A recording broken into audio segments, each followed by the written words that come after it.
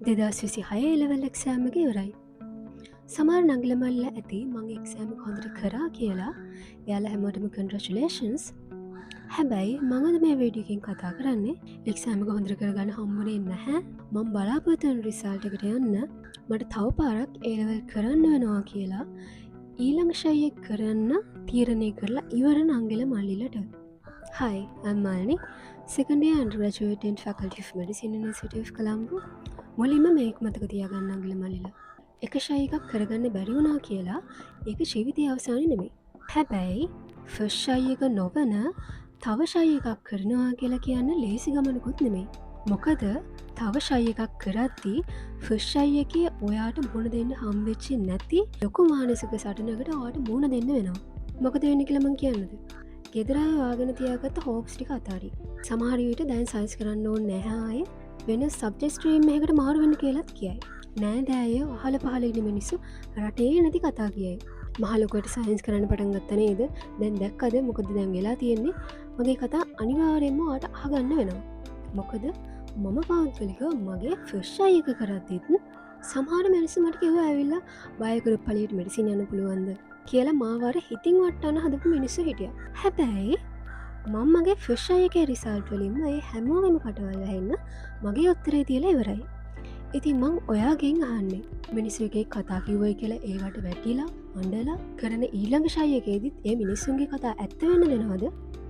එහෙම නැත්තම් එහෙම මොකක් හරි කතාවක් කියන වාරයක් පාසා ඒක හොඳට මතක තියාගෙන ඒවත් තවත් ශක්තියක් කරගෙන ඔයාගේ ඇත්තම පොටෙන්ෂල් එක මෙන්න මේකයි කියලා ඊළඟ ෂයි එකේ රිසල්ට් වලින් පෙන්නනවද? මෙන්න මේ ප්‍රශ්නයට උත්තරේ මට දෙන්න ඕනේ. ඔයාට මේ උත්තරේ දෙන්න. ඔයාලා මෙන්න මේ දේ කරන්න අංගල මල්ලිලා. මුලින්ම දවසක් විතර අරගෙන ඇයි ඔයාට ඇත්තටම කරගන්න බැරි වුණේ කියලා හිතන්න. හිතලා ලියන්න. ඔයාලගේ බහුතරයක් දෙනාට ඒ ලෙවල් කරගන්න බැරි වුණේ ඒකට අවශ්‍ය බුද්ධි මට්ටම නැති හින්දා නෙමෙයි. ඔයාලා බහුතරයකට වැරදුනේ එක්කෝ ඒ ලෙවල් ගණන් ගත්තේ නැහැ. පොඩි කාලේ තිබ්බ එක්සෑම්ස් වගේමයි කියලා හිතලා අන්තිම කාලේ වැඩ කරන්න හිතුවා. හැබැයි අන්තිම කාලේ තමයි තේරුනේ මේ ටික විතරක් වැඩ කරලා ඒ ලෙවල් ගොඩ දාන්න බෑ කියලා. එහෙමත් නැත්තම් ඒ ලෙවල් කාලේ වෙන ප්‍රශ්නයක් දාගත්තා. නැත්තම් ඔයාගේ ජීවිතේට වෙන ප්‍රශ්නයක් ආවා. උදාහරණයක් විදිහට ගෙදර ආර්ථික තත්ත්වයේ ප්‍රශ්නයක්. හැබැයි හොඳට මතක තියාගන්න ඒක කිසිම වෙලාවක එක්ස්කියුස් එකක් වෙන්නේ නැහැ. ක්ලාසස් නොවා ඉගෙන ගන්න විදි ඕනි තරම් ඔයාලට තියෙනවා. YouTube එකෙන් බැලුවොත් සබ්ජෙක්ට් තුනේම හැම පාඩමක්ම කවුරු හරි සර් කෙනෙක් මැඩම් කෙනෙක් උගන්වපු වීඩියෝස් තියෙනවා. එහෙම එකක් හොයාගෙන කරගන්න ඔයාට උවමනාවක් තිබිලා නැති එක තමයි ඔයාට තිබිලා තියෙන්නේ. එහෙමත් නැත්තම් ඔයා ඉලෙවල් ඇත්තටම කරා. ඔයා ඉස්කෝලේ ගියා හැමදාම. පාඩම උගන්වද්දි හොඳට අහගෙන හිටියා. ඒ කියපු ගණන් ටික ඇදුවා. ඊට පස්සේ ක්ලාස් ගියා. ඊට පස්සේ රිවිෂන් ක්ලාස් උත් ගියා. පේපර් ක්ලාස් උත් ගියා. හැම දෙයක්ම කරා. ඒත් ඔයාට බැරි වුණා. මොකක්ද හේතුව? ඒ ලෙවල් කරන්න ඕනි හරි ටෙක්නික් එකට නෙමෙයි ඔයා කරලා තියෙන්නේ. ඉතින් මම මේ කියපු හේතු ටික තමයි බහුතරයක් දෙනාට ඒ ලෙවල් කරගන්න බැරි වෙන්න හේතු. ඉතින් ඔයාට උනේ මොකක්ද කියලා හොඳට පොතක් හරි කොලයක් හරි අරගෙන ලියන්න. ඊට පස්සේ ඔයා කරපු අනිත් පොඩි වැරදිත් ලියන්න. ගොඩක් වෙලාවට ෆෝන් නොබෝබ හිටියා. පාඩම් කරන්න තිබ්බ වෙලාවේ ගේම් ගගා හිටියා. පාඩම් කරන්න පුළුවන්කම තියෙද්දිත් මූඩ් එකක් නැහැ කියලා පාඩම් නොකර හිටියා. වගේ ඔයා කලින් ෂයි එකේදී කරපු හැම වැරද්දක්ම ලියන්න. දවසක්ම අරන් ලියන්න. ලියලා ඒක පොඩ්ඩක් ආයෙ පාරක් කියවලා බලන්න. එතකොට ඔයාට තේරෙයි ඔයාට ඇත්තටම මොකද්ද වෙලා තියෙන්නේ කියලා. ලියලා විතරක් මදි. ඊට පස්සේ ඔයා මේ ඊළඟ ෂයි එකේ ඒ වැරදි කිසිම දෙයක් කරන්නේ නැහැ කියලා ඔයාටම පොරොන්දු වෙන්න. ඔයා අනිත් අයට දෙන පොරොන්දු පැත්තකින් තියන්න. ඔයාටම දෙන පොරොන්දුවක් ඔයාට රකින්න බැරි නම් අංගල මල්ලිලා ඒකෙන් කියවෙන්නේ ඔයාගේ ජීවිතය ගැන ඔයාට කිසිම වගකීමක් නැහැ කියලා. හරි.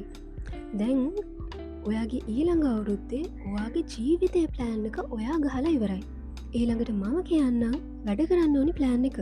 ඔයා දැන් කොයි ලකුණු මට්ටමක හිටියත් 2027 ඒලවල් වෙද්දී ඔයා බලාපොරොත්තු වෙන රිසල්ට් එකට යන්න සබ්ජෙක්ට් තුනට වැඩ කරන්න ඕනි කොහොමද කියලා වෙනම මම වීඩියෝ සීරීස් එකක් ගේනවා. සහ 2027 ඒලවල් ලියන බයෝ කරන අංගල මල්ලිලට අලුත් වැඩක් තියෙනවා. ඒකට අදාළ WhatsApp group එක මම description එකේ දාලා තියෙන්නම්. කැමති නම් join වෙන්න පුළුවන්. ඉතින් අංගල මල්ලිලා මේ දේවල් පාවිච්චි කරලා ඔයාට වැඩ කරන්න ප්ලෑන් එකක් තිබෙන්නේ නැති කෙනෙක් නම් වාට ප්ලෑන් එකක් ගැන අයිඩිය එකක් ගන්න පුළුවන්. වාට එක සබ්ජෙක්ට්වලට වැඩ කරන්නේ කොහොමද කියලා තේරෙන්නේ නැති කෙනෙක් නම් ඒක ගැන අවබෝධයක් ගන්න පුළුවන්. ඉතින් මං හිතනවා ඔයාලා මේ වගේ උපරිම ප්‍රයෝජනයක් ගනී කියලා. අවසාන වශයෙන් මට කියන්න තියෙන්නේ මට පුළුවන් ඔයාලට මඟ පෙන්වන්න විතරයි. වැඩ කරන්න ඕනි ඔයාමයි. ඒ වෙනුවෙන් ඔයාලට good luck and ඔයාලා හැමෝටම ඒක කරන්න ඕනි කැපැසිටි එක තියෙනවා කියලා මන් දන්නවා. එහෙනම් මේ වීඩියෝ එක මෙතනින් ඉවරයි. ඊළඟට දාන වීඩියෝ සීරීස් එක බලන්න සබ්ස්ක්‍රයිබ් කරලා තියාගන්න. සිහතේ බය නංගිල මල්ලිලා ඉන්නවා නම් WhatsApp group එකකට join වෙන්න.